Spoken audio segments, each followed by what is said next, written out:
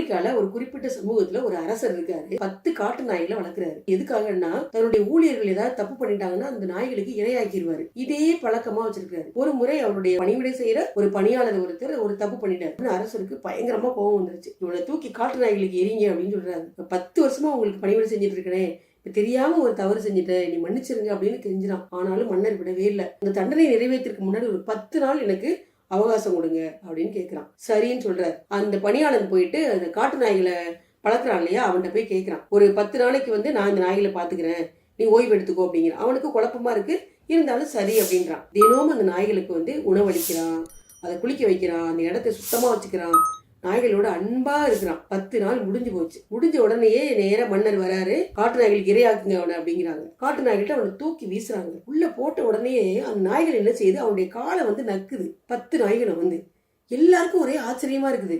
மன்னருக்கே அதிர்ச்சி ஆயிட்டு, என்ன நடந்துச்சு இந்த நாய்களுக்கு, என்ன நேர்ந்தது அப்படின்னு கேட்கிறாரு. நான் உங்ககிட்ட 10 வருஷமா வேலை செஞ்சேன், ஒரே ஒரு தவறு தான் செஞ்சேன், அதுக்கு எனக்கு ஒரு தண்டனை கொடுத்தீங்க. ஆனா இந்த நாய்களை நான் 10 நாள் தான் பாத்துக்கிட்டேன், அந்த நாய் எவ்வளவு நன்றியுடையதா இருக்கு பாருங்க அப்படின்னு சொல்றான். மன்னருக்கு அப்பதான் புரியுது நம்ம செஞ்ச தப்பு எப்படிப்பட்டது அப்படிங்கிறத மன்னர் உணர்ந்துக்கிறாரு.